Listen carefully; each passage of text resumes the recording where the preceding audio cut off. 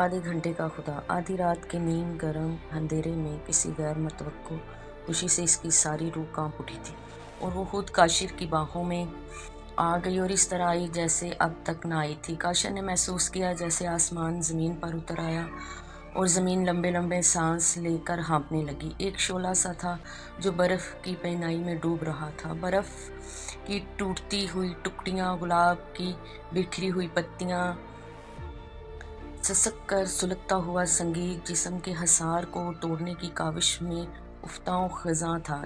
یکایک حصار ٹوٹ گیا، مچھلیاں طوفان میں بہہ گئیں، بہت سارے چراغ ایک دم گل ہو گئے، پھر سارے احساس نیم غنودگی کی سبز جھیل میں کھو گئے۔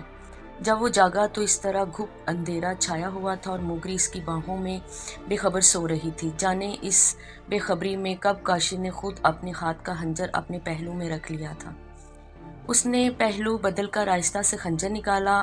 آہستہ سے موگری نیند میں کسمسائی۔ جھکے ہوئے کاشر کو موگری کا ہاتھ اپنی پیٹھ پر محسوس ہوا، تھپکتا ہوا، نیند کی ترغیب دیتا ہوا، پیشتر اس کے کہ وہ پھر اپنے جذبات کے دھارے میں بہہ جائے۔ اسے ایک ہی جھٹکے سے پورا خنجر ہتھی تک موگری کے دل میں اتار دیا۔ موگری چیخ بھی نہ سکی۔ ہولے ہولے اس کا کانپتا ہوا جسم ٹھنڈا ہوتا گیا، مگر کاشر نے موگری کو بہت دیر تک اپنے جسم سے الگ نہیں کیا۔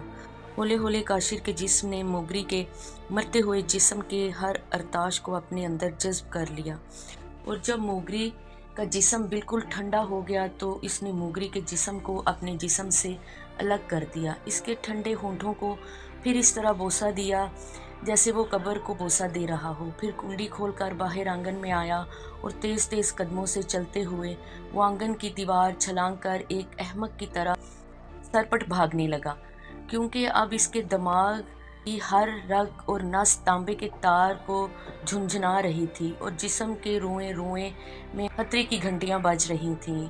یہ اس کی خوش قسمتی تھی کہ سارا گاؤں نیند میں ڈوبا ہوا سو رہا تھا۔ کسی نے اس کے جسم میں بجتی ہوئی خطرے کی گھنٹیوں کو پرشور صدا کو نہیں سنا۔ وہ دور کھیتوں سے نکل کر ساردو پہاڑی کی چڑھائی چڑھنے لگا۔ صبح جب موگری کے بھائیوں نے موگری کی لاش دیکھی اور دیوار سے لگی ہوئی رائفل کو پہچانا تو اس کا تعقب کیا، مگر اب تک 4 گھنٹے کا سٹارٹ مل چکا تھا۔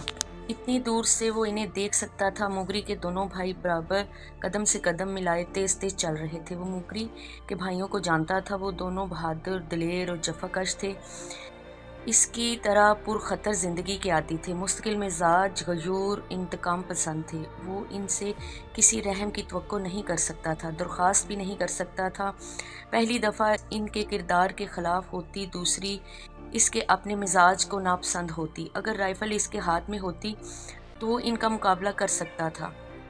وہ اتنا فاصلہ ضرور رکھے گا کسی طرح ان کی رائفل کی زد میں نہ آ سکے۔ وہ دونوں بہت تیزی سے منجے ہوئے مشاک پہاڑی خچروں کی طرح چل رہے تھے۔ وہ برابر یکساں لے میں چھوٹے چھوٹے سانس لیتا ہوا ساردو کے اوپر چڑھ رہا تھا، مگر فاصلہ دھیرے دھیرے کم ہو رہا تھا، کیونکہ وہ دونوں کھیتوں میں تھے، سیدھے اور سپاٹ راستے پر، وہ پھسلواں چڑھائی پر جہاں کائی لگی چٹانیں تھیں، بھربھری مٹی تھی۔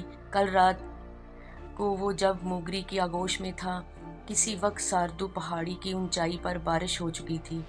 وہ سارا پہاڑ گیلا تھا اور بھربھری مٹی بھی دھنسی ہوئی چٹانیں اپنی جگہ سے ہلتی ہوئی معلوم ہوتی تھی، اور اسے ہر قدم نہایت احتیاط سے اور پھونک پھونک کر رکھنا تھا، اور جگہ جگہ رک کر ایک لمحے کے لیے پیچھے مڑ کر بھی دیکھنا پڑتا تھا۔ وہ دونوں کہاں ہیں اور کتنے فاصلے پر ہیں؟ پہاڑ اس قدر ننگا تھا کہ دونوں فریق ایک دوسرے کو دیکھ سکتے تھے۔ وہ لمحہ بلمحہ اس تعاقب کا اندازہ کر سکتا تھا۔ بھاگنے والا بھی اور پیچھے کرنے والا بھی، دونوں اس تعاقب میں برابر ایک دوسرے پر نگاہ رکھنے پر مجبور تھے۔ دھیرے دھیرے صبح کے سنہرے اور گلابی پردے آسمان سے سرکا دیے گئے اور سورج فلک کے کھڑکیوں سے جھانکنے لگا۔ دھیرے دھیرے اس کی روشنی تیز، سخت گیر اور بے رحم ہوتی گئی، اور کاشر کو احساس ہونے لگا گویا سورج بھی اس کا تعاقب کر رہا ہے۔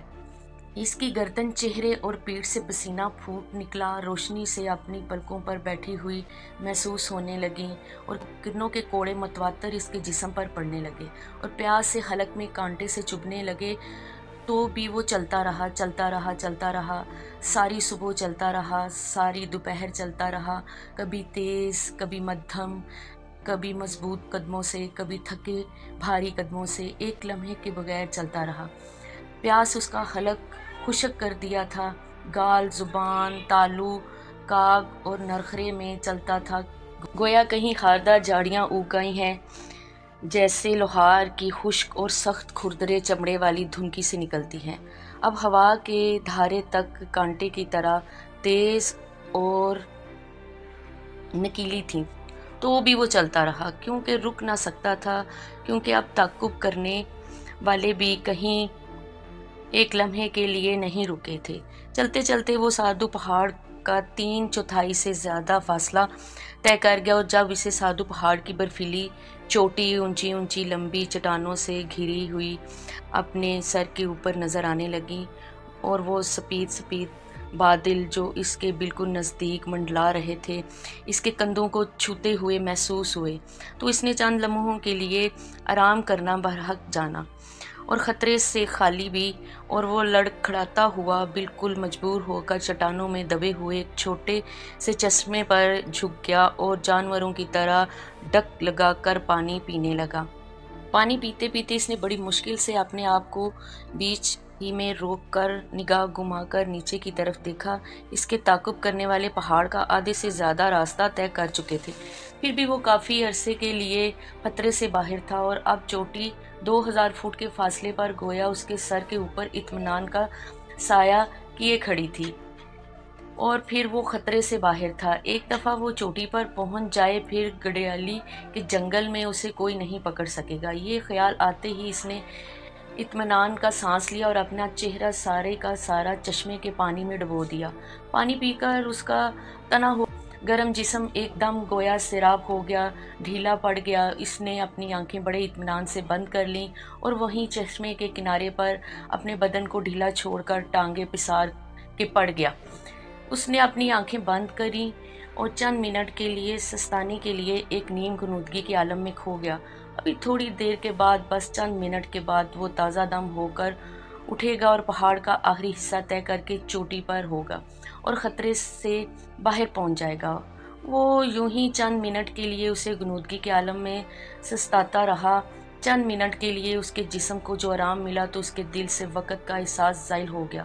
آرام کا ایک تھپکنے والا نشہ تھا اور اس کے جسم و جان اترا جا رہا تھا۔